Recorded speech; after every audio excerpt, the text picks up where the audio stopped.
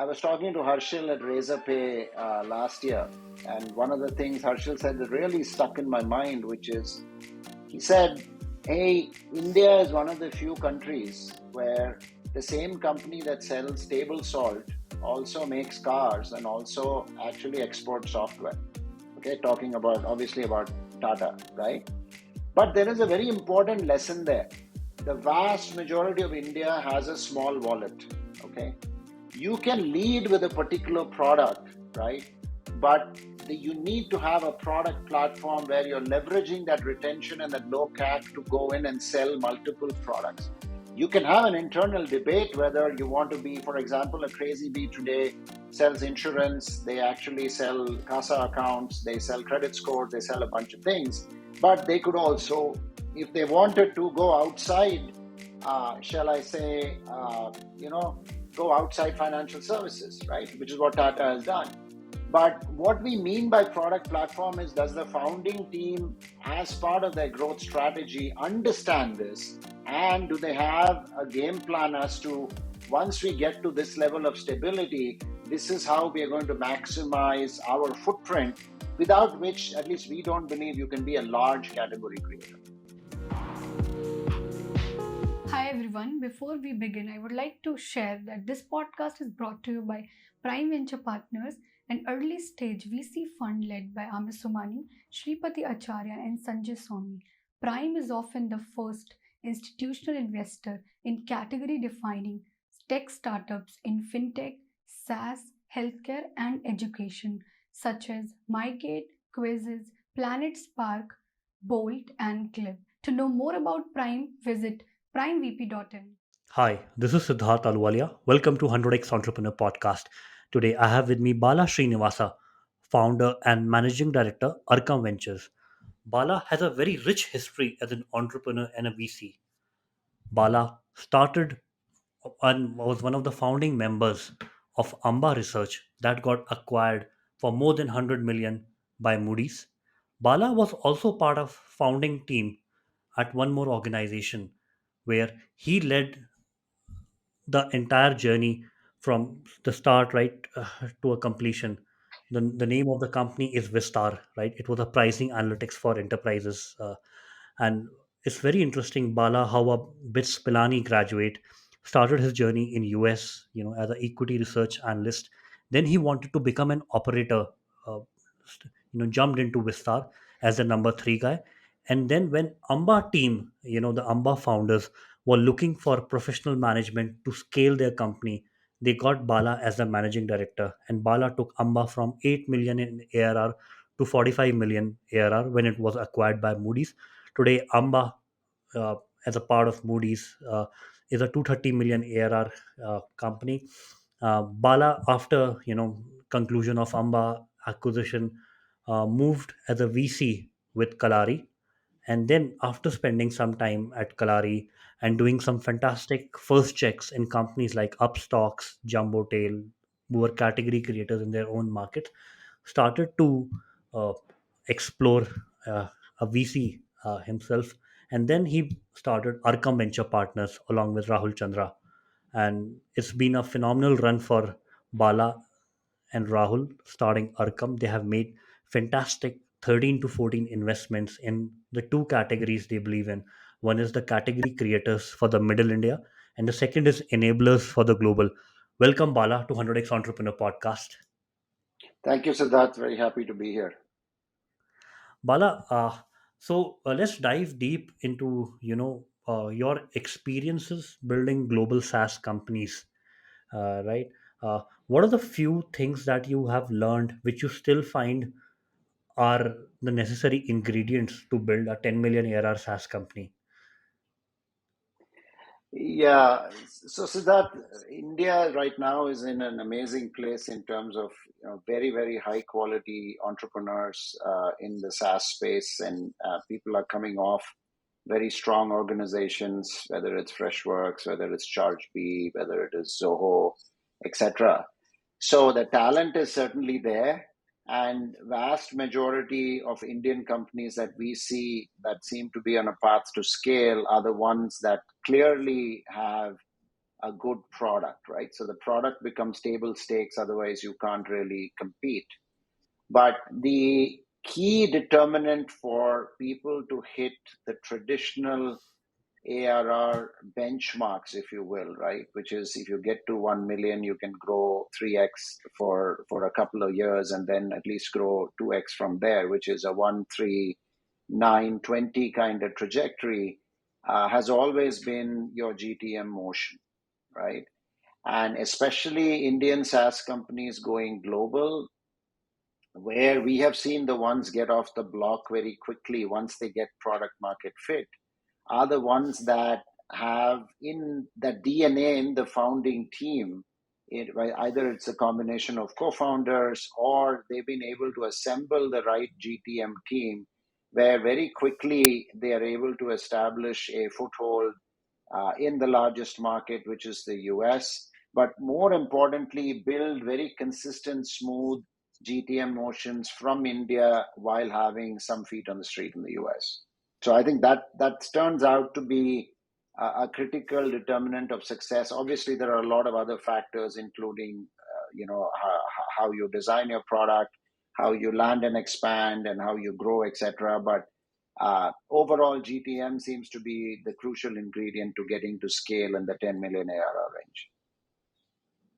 So, Bara, let's dive second into the first theme that Arkam focuses on. That is the category creators for Middle India. Why this theme you want to focus on? Why not Bharat? And in your opinion, what are the six essential ingredients for a company to build out a very large company in this theme? Yeah, so when we started Arkam, Siddharth, the whole idea for Rahul and I was, we were increasingly in 2018 seeing a lot of second time, third time founders or even new founders who were kind of done with building products for really, the top portion of the pyramid in India. Okay. So while there's a lot of talk about Bharat versus Metro India, we learned more and more that there were a lot of founders who were solving fundamental problems with products and challenges. And I'll give you examples that from day one or within a couple of years could have 30, 40, 50 million users, right? And these ended up with our investments in companies like, Crazy Bee, which is probably India's single largest digital lender today. Uh, Companies like Small Case and Ajar. We've also invested in Jumbo Tail. We've invested in people like Smart Staff, which is in blue collar skilling. And these are companies we call category creators, where they're taking a new digital solution that was previously not available for that given category. Okay. So, in investing in these companies, what we found was there are about 5 or 6 key parameters that these founders and these companies have managed to solve that kind of turbocharges their product and creates a lot of very deep moats for them, right? So I'll try to give you an example of each of these from our companies, and we can double click wherever you want to, right? So if you take friction to adoption, right? So what we have found is a lot of these areas, it's not that what our companies are doing is dramatically new in terms of the actual activity, right? But what these companies have managed to do is solve for 2, 3 of these 6 areas that in a way that really makes their product take off. So to list these 6 areas, and I'll come back to them one by one. One is, hey, can you reduce the friction to adoption of your product? The second is your product, small ticket, high frequency? And we'll come back and explain why that's important, because that is how Middle India operates. And when we say Middle India, we're really talking about consumers who are in the 3 lakh to 20 lakh per year annual income range, right? And within that, there is a division. People between 3 lakhs and 20 and 8 lakhs tend to be more on the blue collar side. 8 lakhs to 20 lakhs can be more skilled, but lower end white collar, right?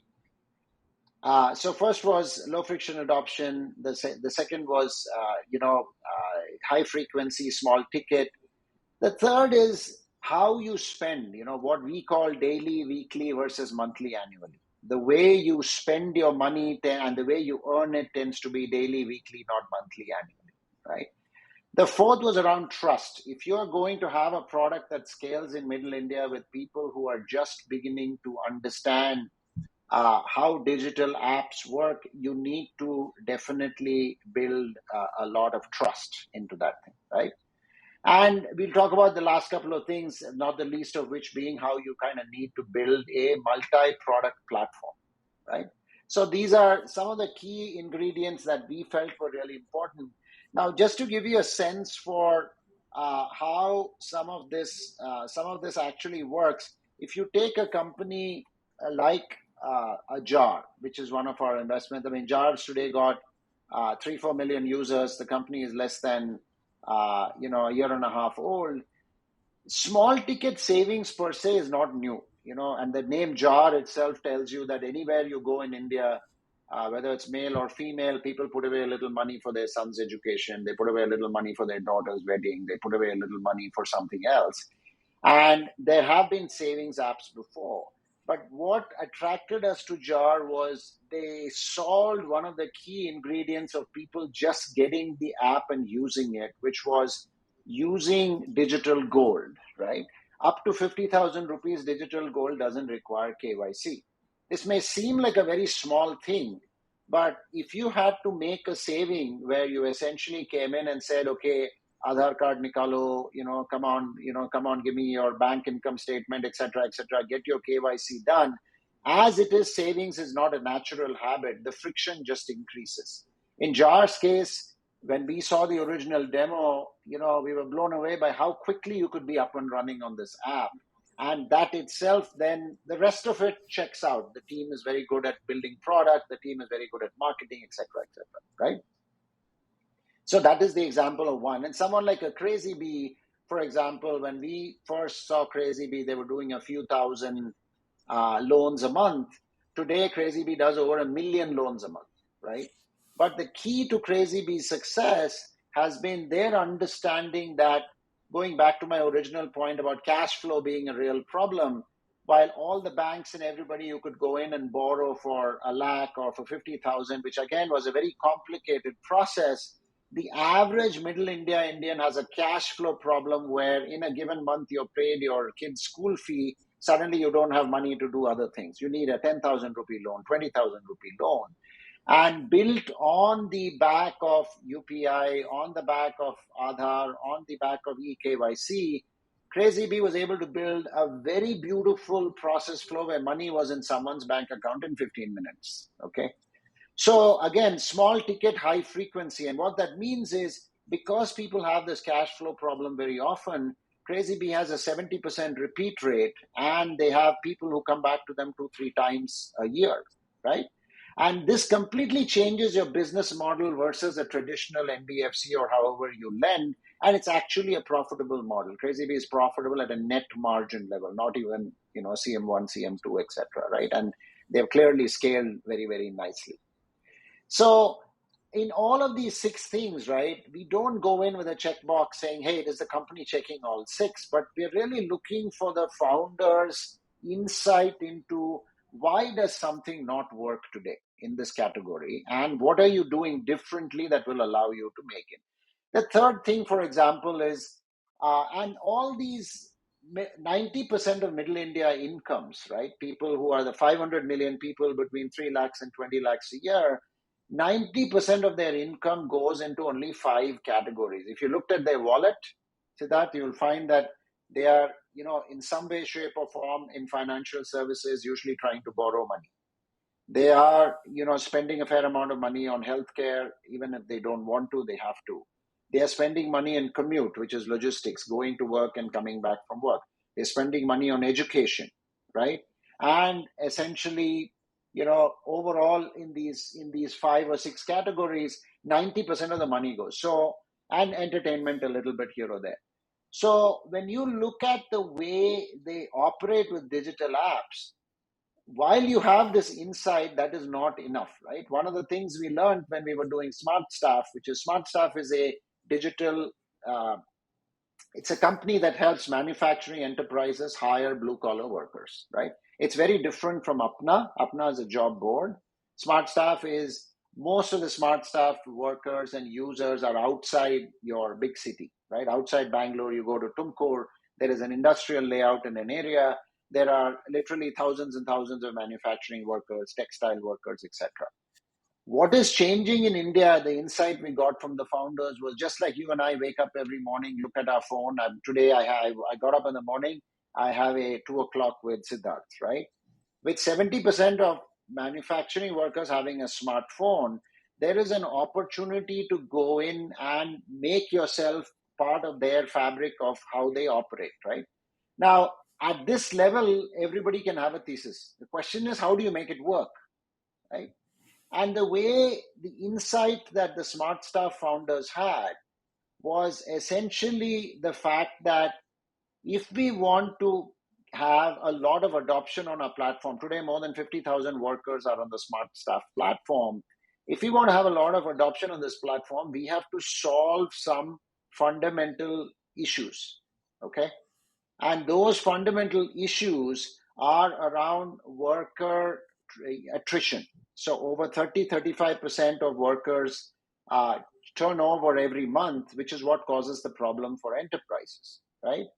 So in Smart Staff case, they found that one of the big reasons they have turnover is that workers are not confident in getting paid at the end of the month by the contractor. Contractor siphons off their PF. They've provided an app where the worker can come to the app every day, understand exactly what is their PF, and they've also worked with the enterprise to pay the worker every 2 weeks. So middle India thinks in terms of daily wages and weekly wages, not in terms of annual paychecks or monthly paychecks or annual bonuses the way we do, right? So these are the types of insights that allow you to build a product that is much more stickier and has lower leakage, etc., right? The other issue, I'll give you an example, and the last one, and I'll stop, Siddharth, if you had any questions on this, is low CAC to LTV, right? This again sounds very obvious, but what we look for is, it is not low CAC as in just LOW, right? Is it an order of magnitude lower, right? Someone like a Crazy Bee can acquire a customer for 300 rupees. A bank today, for a credit card customer, it costs them 7,000 rupees, right? So it's not even in the ballpark. We're talking about a completely different level of acquisition. So when you combine this very low CAC with high retention, you suddenly have a business model that begins to work in servicing the middle India consumer. And historically, that's been the problem. The problem with middle India is it is a very diversified set of consumers in small towns. And if you're going to put up brick and mortar, you're going to have heavy logistics going in and out, you're going to do feet on the street, you can't make money. But if you're going to go digital to make money, you need to understand the psyche of the consumer and build certain flows that allow you the stickiness and the retention, and all of a sudden it's a great business. So just some examples to give you a sense of that. Dear listeners, before we dive further into the podcast, I would like to welcome Prashant Ganti, Head of Product Management at Zoho Payroll and Zoho Books. Prashant, what makes Zoho Payroll different from its competitors? Thanks, Siddharth. So first off, right, Zoho Payroll from the ground up has been designed so that it can address the payroll complexities, startups, as well as larger enterprises. So once you have signed up, started using Zoho Payroll, you're never going to outgrow it. Secondly, it's very easy for you to onboard your employees. Your payroll department can easily get the hang of Zoho Payroll very easy. There's no complexity. We have abstracted all the complexity. We take all it's everything. Everything is handled under the hood. Thirdly, Zoho Payroll plays very nicely with the Zoho ecosystem. So once you have signed up and started using Zoho Payroll, and once you have expanded your Zoho footprint, you see the benefits of integration and data movement, thereby improving decision making across your organization. And finally, Zoho Payroll is not just a product, it's going to be a platform as well. Thank you, Prashant. Dear listeners, you will find more about Zoho Payroll in the show notes. Now, let's further continue with the podcast. So, just iterating over those points again. So, what you require for a middle India category creator serving the income of a 3 lakhs annual to a 20 lakhs annual on the highest end, you need a low friction product. You need low ticket, very high frequency product which can almost be used on a daily basis. You need a low CAC, low cost of customer acquisition, and a very high retention where a customer can continue to use the product on a daily or a weekly basis for years and years. You need very high Yeah. level of trust, uh, uh, and the last is you want to evolve from a single problem set to a platform with multiple products. Yeah, I'll comment on the last one, which is very interesting. I was talking to Harshil at Razorpay last year, and one of the things Harshil said that really stuck in my mind, which is he said, "Hey, India is one of the few countries where the same company that sells table salt also makes cars and also actually exports software." Okay, talking about obviously about Tata, right? But there is a very important lesson there. The vast majority of India has a small wallet. Okay. You can lead with a particular product, right?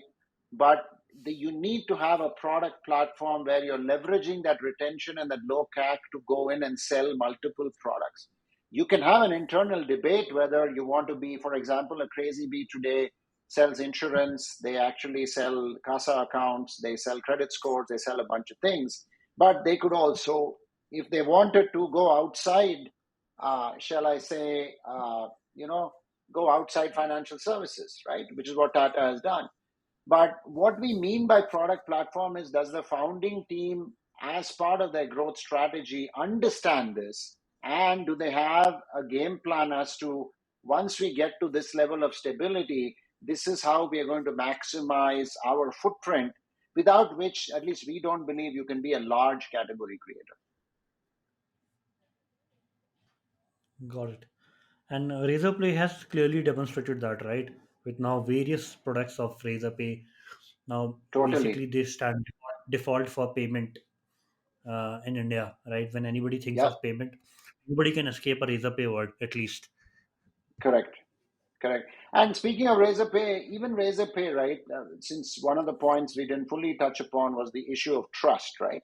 If you look at Razorpay, one of the things they did really well in the initial days, right? The bulk of their revenue was coming from larger enterprises. But if you talk to Harshil, he would always say, our game plan was always to go after small businesses. But they were clever enough to know small businesses wouldn't pay the bill early on, right? For you to grow. But they invested a lot of money in going to small towns with digital content and events, right? You would go to a small town where a Razorpay customer would stand up and talk about how they are using Razorpay. But the onboarding was completely digital. If anybody else was saying, said, hey, I also want to use Razorpay, they would just point him to a link and say, hey, go click here. Then the engineering challenge was, how do you take somebody who's clicked on a link in a small town through the engineering journey and a product journey of downloading the app and using it, right? So digital content for millennial users in middle India is a great way to build trust. And the content has to be given for free. And these millennial users, because they watch YouTube, they watch everything, learn to trust your brand if you put out trustworthy content, right? And then you build your product GTM from there. Got it. Uh, so this is the part where we cover, the enablers. Now we enter into enablers. We have covered the part for the category creators, what is required for a category creation truly to happen in Indian context. Now switching over to enablers, what are some of your investments in the enabler side, and how did you decide to make those? What are the parameters that you were looking for? Yeah, so some of our investments are, companies like, Signzy is is an investment that I'm very familiar with. We had seed funded them at Kalari. Then we invested in them at Arkam as well. Spotdraft is a company that we've invested in. We've invested in Customer Glue. Rahul, my partner in the past, has done MoEngage, which has done very, very well, so on and so forth. So if you were to just take a company like Spotdraft, right? And look, in this entire conversation, we all know the universe we operate in, right?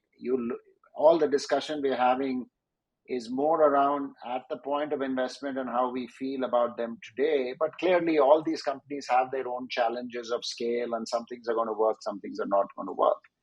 But our approach with a B2B SaaS company, first of all, we try to understand where is the real critical mass for the first couple of years of this company. Okay, so for example, a Signzy is very different from a Spotdraft. Okay, Signzy came in saying, we think there's a massive small business onboarding problem for banks. This was in 2017.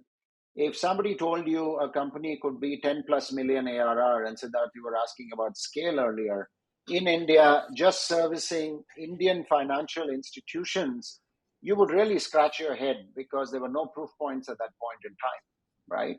But in Signzy's case, they checked one box that we see as crucial if you're going to be a SaaS company out of India, right? For India and outside India, which is the value prop is crystal clear.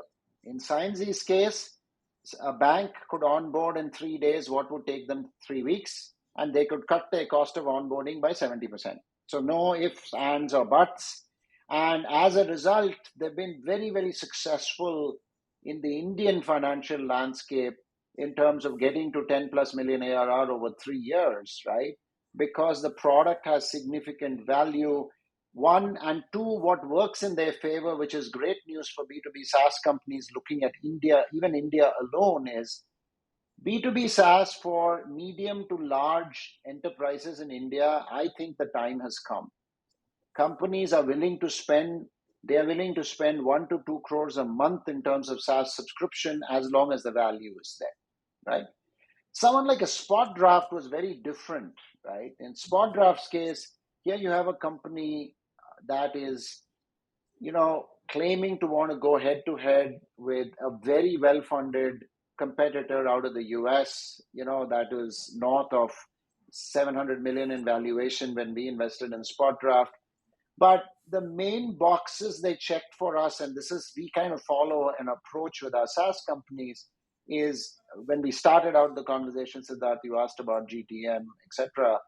For us, it was, hey, what is your GTM motion to win out of India as a global horizontal SaaS product? Because we bought into the fact that the product is world-class. We bought into the fact that it was very elegant. Customers loved the product in terms of retention, very low churn, etc. The real question was, can this product be successfully sold from India into environments like the US, or are you going to spend 2-3 years learning how to sell in the US, right? So the first checkpoint for us was simply to see what is the direction trend line of your inbound from the US, which was very, very healthy for Spotdraft. But we actually end up introducing all our SaaS companies to a bunch of new prospects just to understand their GTM motion out of India. Again, not to harp on GTM, but obviously there is a lot of other consideration regarding founders, regarding product, regarding architecture, so on and so forth. But GTM happens to be one of the crucial elements. In Spotdraft's case, we introduced them to 3-4 customers, and we got to see for ourselves that the sales cycles were 2 to 3 weeks. The implementation cycles were 2 to 3 weeks. A couple of these prospects became customers. We got feedback from them. And most importantly, in our reference calls with other prospects, we got to see that they were beating the number one competitor 6 or 7 times out of 10, right? And lastly, the founder mix is such that these guys were already proving their ability to understand what it takes to sell in the US in the way they hired and the way they put together account management teams and the way they were able to demonstrate, land, and expand. And you just need some examples, right? The company was sub 1 million ARR when they were doing it. But for a 20-25K ACV company, that's a meaningful number of customers where you can kind of draw conclusions. But in a nutshell, for us, in addition to the product and the founding team and how you're building, understanding your GTM motion, which is the load carried by inside sales, the load carried by feet on the street people, and how well you are able to convert your top of the funnel into the middle of the funnel into closed leads early on is a pretty good signal, especially for small ticket mid-market SaaS companies. And when talking about enterprise SaaS, right? How do you think of India-focused SaaS, right? Yeah, Where is the pricing working, not working? A customer's ability to pay is that also changing with time? yeah. I think in a nutshell, I would say we have seen several companies. In fact, we are in the process of investing in a company that I won't name, but this is a very young company that is in the industrial training area. They are able to go to large companies in India, which is, some of the largest BSE listed companies, where they are able to get them to start out at 40K USD ACV and expand to 100K, 150K ACV within year one, and even sign multi-year contracts. My broader point is large enterprises in India are increasingly understanding the value of technology and digitization. And if you are able to show them true value, like a Signzy, like this company where you're able to reduce costs, increase revenue, I think now is your time under the sun compared to even 5 years ago.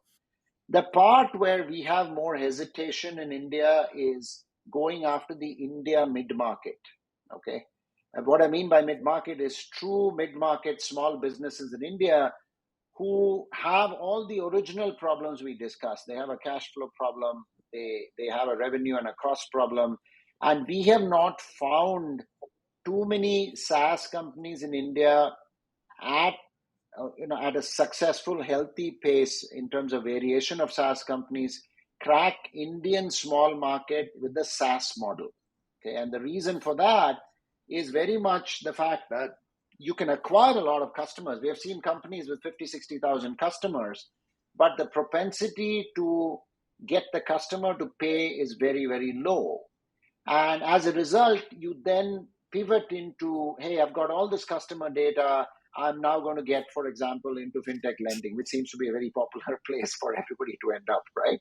So we feel if you want to be a true SaaS company, a true SaaS model in India, and you can show the value, there is a lot of pickings at the larger company, enterprise level company. But if you're going to be in mid-market SaaS, we feel you ought to be part of the transaction. You can have a SaaS delivery model, but if you can show value as part of every transaction on revenue and cost and price accordingly, we have seen more successful companies in those areas. In your experience at Arkam, what are the themes that you believed were true and you invested in without naming the companies, but it didn't prove out over a period of time? What are the learnings there? Right. See, I think Arkam, I would say it's too early for us to comment, but I'll try to comment on it in general over the years, right? What we have kind of invested in. Because Arkam is this is the third year of Arkam. We've been very fortunate with a good portfolio. Overall, I think what hasn't worked out, which honestly led to our current thesis, is building products that initially target a certain customer segment, and then for the sake of scale, you have to pivot into a new customer segment. All these 6 points I made about the Middle India framework, right? None of them actually apply to customers living in the metro cities who are making above a certain income level. Okay. For example, you would never borrow from a crazy bee. You're very unlikely to invest in a jar. You will never use a smart stuff. Okay. You are very unlikely to actually have a business that uses a jumbo tail, right? So what we have learned is India has multiple consumer segments. Many consumer segments are very large, but you need to build product from scratch for that. That's point one.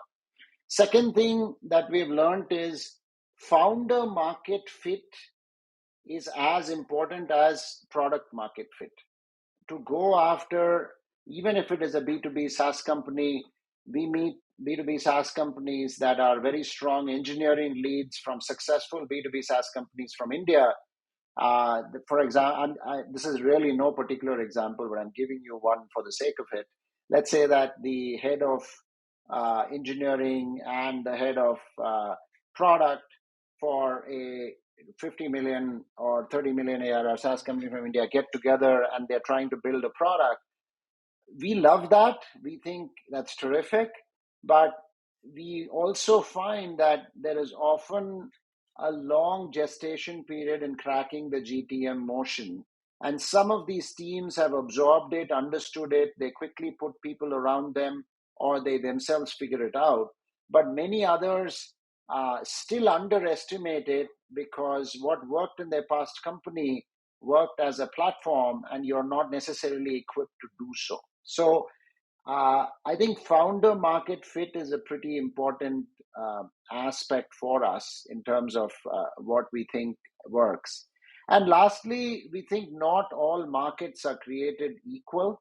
In B2B SaaS, we see lots of companies where we scratch our heads wondering whether is it a feature or can it really become a product platform, or can this really become a 100 million ARR company where you can get very excited about a nice product initial traction, but if you don't believe or can't visualize the end state market, which many great founders are able to even create, right? Because they could go into adjacencies, etc., over time.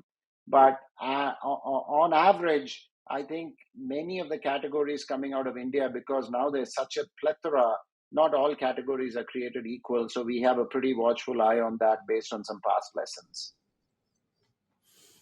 And you don't invest in content led businesses for the mass India, like a TikTok for India, or you think the boat has passed for that?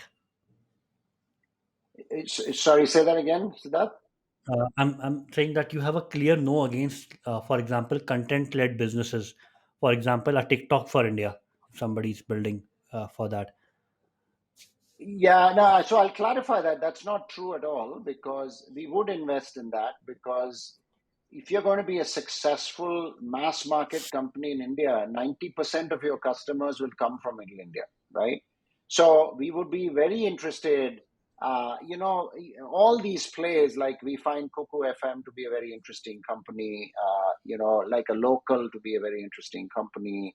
Companies like that, we would be very, very interested in. What we are less likely to invest in is, for example, if you said, hey, I am building a very high-end fashion brand just for the top 10 million in India, right? Because the price points are such that, it is something that we think we can be very profitable. We can be a very large company, right? We are less likely to do something like that. Your experience has mostly been on the enterprise side in your career before you became a VC. Yeah. So what made gave you an edge into the middle India consumer?